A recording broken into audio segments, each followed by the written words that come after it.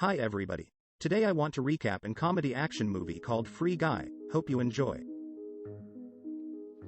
Free City is an online, open-world video game developed by Tsunami Games. Its source code was stolen from an unreleased game called Life Itself, developed by Walter Keys, McKee and Millie Rusk, and used by Tsunami's head developer Antoine to create Free City. Keys has since taken a job at Tsunami, while Millie spends time within Free City as her avatar Molotov Girl to find evidence of code that she and Keys had written and to prove that they are the rightful owners of the code. In the game, Guy, a non-player character, NPC, works as a bank teller and spends time with his best friend and coworker, bank security guard Buddy, unaware that his world is a video game. One day, he encounters Molotov Girl, who is singing the song that he says his dream girl will like and begins to deviate from his programming. He takes a pair of sunglasses from a player who tries to rob his bank, through which he sees Free City from the player's head-up display.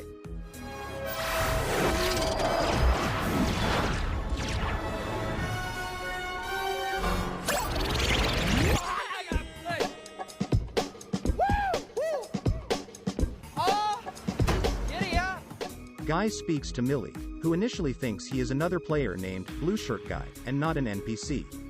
She tells him to level up to above 100 before she will speak to him again. Keys and his coworker Mouser believe Guy to be a hacker disguised as an NPC and unsuccessfully attempt to ban him from the game. Rather than leveling up through destructive acts, Guy opts to perform good deeds, completing missions within Free City to reach level 102. His virtuous progression, which stands out from those of other players, results in Blue Shirt Guy becoming a worldwide sensation. Millie and Guy meet again when she breaks into the stash, another player's well-protected compound that holds evidence of her source code. Guy helps Millie escape the stash, and Millie is bewildered when Guy wants to kiss her. Keys realizes that Guy is truly an NPC, and that his self-awareness came about from artificial intelligence, AI, code containing Millie's personal preferences that Keys had included in Life Itself, which in turn had led Guy to develop a romantic interest in Millie. In addition, Guy's subsequent interactions with other NPCs have led them to develop self-awareness as well. Keys decides to help Millie retrieve their code before Free City is wiped from Tsunami's servers to make way for its sequel, Free City 2, in 2 days.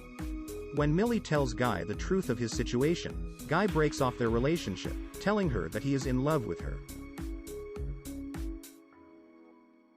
However, after talking with Buddy about the situation, Guy realizes that there was something more than love in their relationship and gains full sentience. Guy breaks into the stash again with Buddy's help, where its owner, recognizing Guy, hands over the evidence. Are you Blue Shirt Guy? Yeah, maybe. Holy shit! You're Guy! You're Blue Shirt Guy! Wait, hold on 1 second. Gamers, listen up. This is Revengeman Buttons here. I'm here with Guy. The guy, he's in my stash house and he's here to rob me. Who are you talking to? It's all here. Check it out. It's pretty cool, actually. It's like a whole other world. This is it? This is the gameplay. Guy's continued popularity threatens the launch of Free City 2, and Antoine orders Keys and Mouser to reboot the entire game, but Keys refuses and Antoine reboots the game himself. In the game, Millie finds Guy without any memories of his sentience, but recalling Keys' advice that Guy would need a reminder, she kisses him.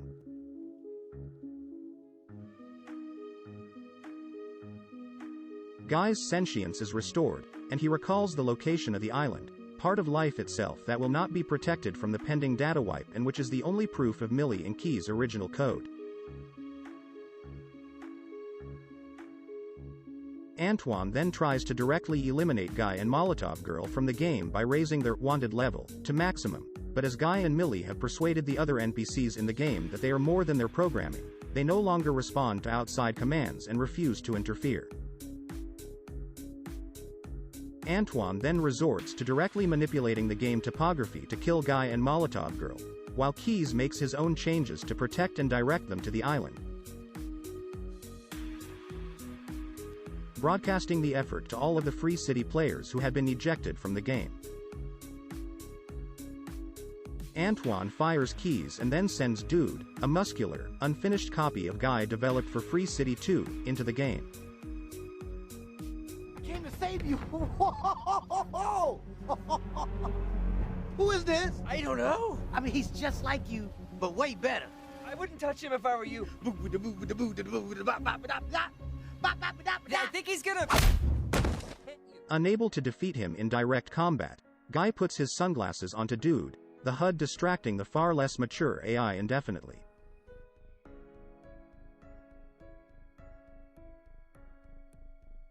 Antoine then enters Tsunami's server room and begins destroying the game's servers with a fire axe in a last-ditch attempt to prevent his theft from being revealed, leading Mouser to discover Antoine's crimes and get fired, but Guy makes it to the island before he can destroy the last one, an event that is seen by gamers all over the world. With the theft revealed, Antoine holds the remaining server hostage and demands that Millie abandon her lawsuit and surrender the Free City intellectual property, IP, along with the profits from the game. Millie, believing the real value of the game is in its programming, enthusiastically agrees.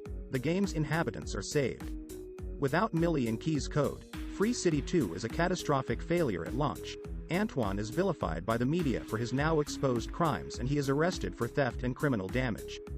Keys, Mouser, and Millie start a successful new company with the recovered code to release Free Life, bringing Guy, Buddy, Dude, and the other Free City NPCs into it.